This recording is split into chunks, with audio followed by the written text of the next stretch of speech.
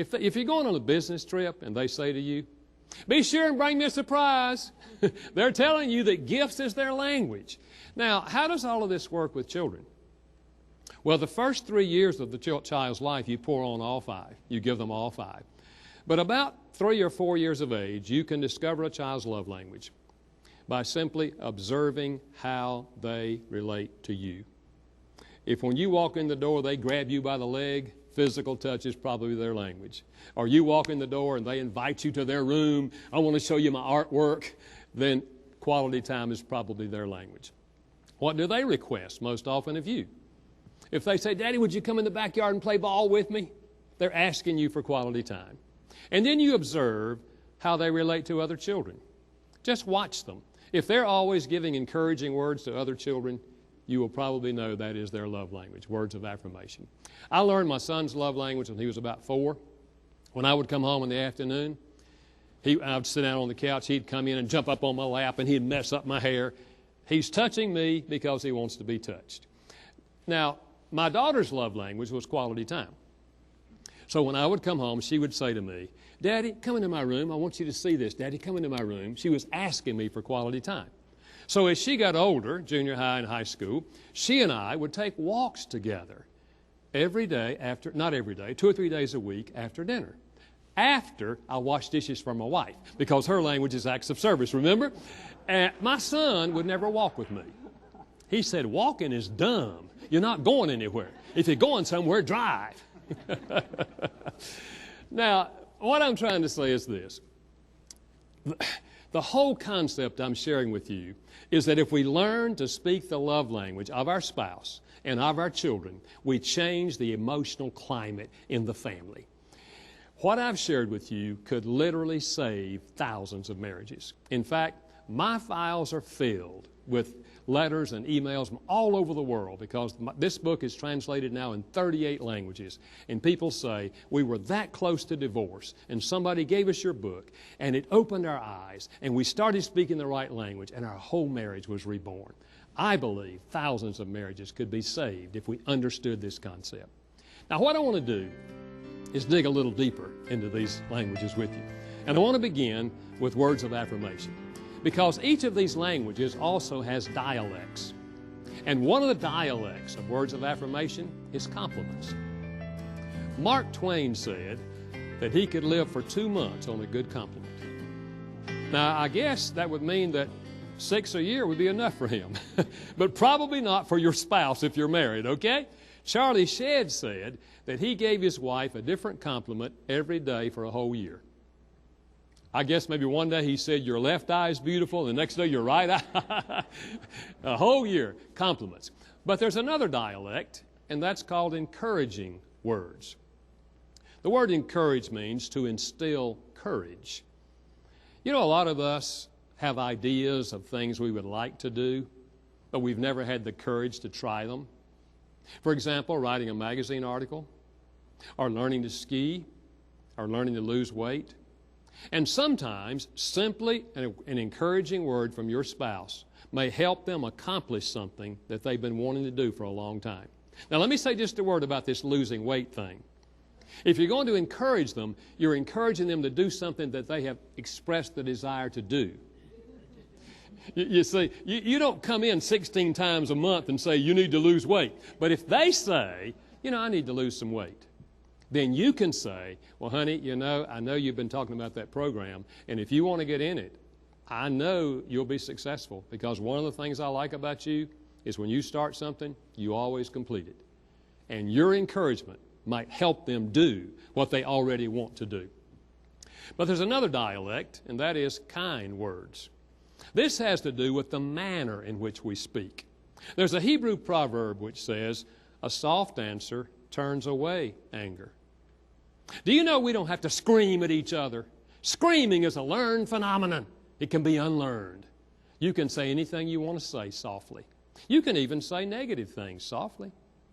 You can say, honey, I really felt hurt tonight when you didn't volunteer to help me. So you're sharing something that's painful, but you're sharing it in a positive way, in a loving way. Love is kind.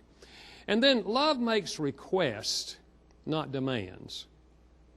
Love says, honey, you know those apple pies you make? Would it be possible for you to make an apple pie this week? I love your apple pies. Love doesn't say, hadn't had an apple pie since a baby was born. Don't guess I'm going to get any more apple pies for 18 years. Now, doesn't that motivate you? If you had a pie, you'd throw it at him. Love says, honey, you know what I would like? You know what would make me happy? Love makes requests, not demands. You see, when you request something of your spouse, you bring in the element of choice. You're simply giving them information. If you wanted to do something that would be helpful for me, here's something that would be helpful. So you're giving them information. But love is always a choice. We don't demand things of our spouses or anyone else. We simply give them information. Now, what if this love language, words of affirmation, is very difficult for you? You didn't receive words growing up, and so they're very hard for you to give words. Let me give you some ideas. Make a list of some things you like about your spouse. It may be a short list, it may be a long list, and then write a sentence about each one of those things. And stand in front of the mirror and read those sentences. Then pick one, walk in the room where your spouse is, and simply say it. You can run if you want to after you say it. Just say it and run. But the next time will be easier, and the third time will be even easier.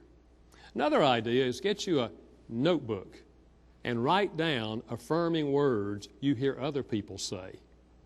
Or when you're reading a magazine article or a book, write down the words you read in the magazine or the book and keep you a list of these words and say them in front of the mirror until they become comfortable. And then you go share them with your spouse. Or you could write a love note.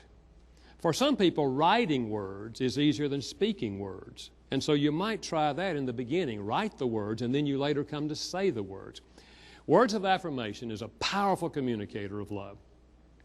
And when you speak it, you give life to your spouse. But I want to challenge you, if this is your spouse's primary language, give them heavy doses of words of affirmation. And if it's not their primary, you can still sprinkle in words of affirmation. None of us object to receiving words that affirm our worth. It's an expression of love. Well, let's review. We said that fundamentally there are 5 ways to express love emotionally in a marriage relationship or to children or any other relationship, and that every one of us has a primary love language. And if you want to be successful in filling the love tank of the other person, you have to learn to speak their love language. Now, we've dug a little deeper with words of affirmation. Now we're going to dig deeper with quality time. Quality time, giving the person your undivided attention. You know, there are some men who believe that they can watch television, read a magazine article, and hear everything their wife says. And actually, they can. But that is not quality time. Quality time, the TV is off, the magazine is down, you're looking at them and giving them your undivided attention. I remember a couple who came to me some years ago, and they walked in together, and the wife said to me, Dr. Chapman, we want you to know up front that we don't have any money problems. We've read that money is a big problem in marriages, but we don't have any money problems. We've both worked through the years, and our house is paid for, and we don't have any money problems. And we want you also to know that we don't argue with each other. We don't believe in arguing. We've seen our friends argue. We don't believe in that. And I'm beginning to think, is this woman coming in here to give me a progress report on her marriage? Sounds pretty good to me. And then she said, the problem is, Dr. Chapman, I just don't feel any love coming from him. She said, it's like we're roommates living in the same house. And it's just dead. Well, I looked at him and he said, I don't understand her. I do everything I know to do to make her feel loved, and yet she sits there and tells you what she's been telling me. She doesn't feel loved. He said, I don't know what else to do. I said, well, what have you been doing? He said, I come home before she does, and I start the evening meal. I have it ready most days when she gets home. And he said, after it's over, he said, if I don't have a meeting, I wash the dishes. And he said, every Saturday I wash the car and I mow the lawn. And he said, I help her with the laundry, and I'm beginning to wonder, what does this woman do? And he said, I do all these things to show her that I love her, and yet she sits there and tells you she doesn't feel loved. And he said, I don't know what else to do for her. Well, I came back to her, And she said, Dr. Chapman, he's right. He does all those things. He's a hard-working man. She said, but Dr. Chapman, we don't ever talk. We haven't talked in 30 years. You understand what's going on? The woman is dying for quality time, and he's giving her acts of service. I believe there are thousands of couples just like that. Now, many people have trouble with this language, quality time. They can talk on the run, but they have difficulty with quality conversation. And that's the dialect this woman is asking for, quality conversation. So let me suggest to you that if this is your spouse's language, you set a time to talk, a daily sharing time in which you share with each other a minimum of 3 things that happen in your life today and how you feel about them. Don't forget the feelings.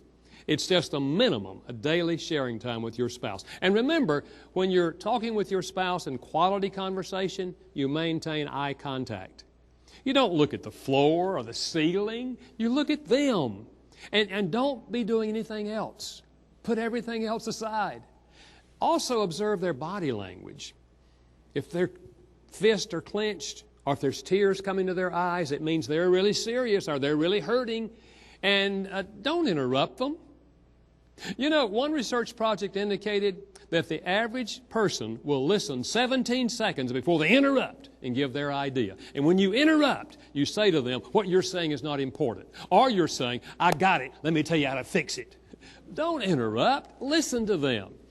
And then recognize that there are personality differences when it comes to talking. I like to think that there are 2 types when it comes to talking. One is the Dead Sea. You know, the Jordan River flows into the Dead Sea and it goes nowhere. Well, there are those of us who can have all kind of thoughts and feelings and experiences flowing into our lives throughout the day. We have a large reservoir where we store all of that, and we're perfectly happy not to talk. In fact, if you say to a Dead Sea, what's wrong? Why aren't you talking tonight? A Dead Sea will say, nothing's wrong. What makes you think something's wrong? And they're being perfectly honest. It's just that they are content not to talk. On the other side is what I call the babbling brook. And that's the personality type that whatever comes in the eye gate or the ear gate comes out the mouth gate. And normally there's not 60 seconds between the 2. Whatever they see, whatever they hear, they tell. In fact, if no one is at home, they will call someone on the telephone. You know what I just saw?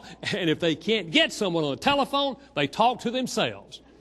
And usually the Dead Sea will marry the babbling brook. So what I'm saying is this. If you're married to a Dead Sea, they will never become a babbling brook. And if you're married to a babbling brook, they will never become a Dead Sea. But we can move toward the center. The Dead Sea can learn to talk more. The babbling brook can learn to slow the flow and ask more questions. Any couple can have good communication, good quality communication. But there's another dialect of quality time, and that is quality activities. Planting flowers together, going to a ball game together, or walking through the old neighborhood where one of you grew up and asking questions. What are some of your memories from your childhood that were pleasant? Do you have any painful memories from your childhood? You know, that kind of experience, walking through the neighborhood, can bring out things you've never heard before about them. It touches emotions, and you're likely to have an activity, but you're also likely to have conversation. Or you can ride bikes together, assuming you both like to ride bikes. Or go on a picnic. Or in the winter, you can go ice skating. The important thing is not what you're doing. The important thing is you are doing it together. Hallelujah. Brothers of the Word, when the voice of God is heard, brothers of the Word, there's a word from God for everyone. Brothers of the Word, because brother, you need the Word. Brothers of the Word. Brothers of the Word.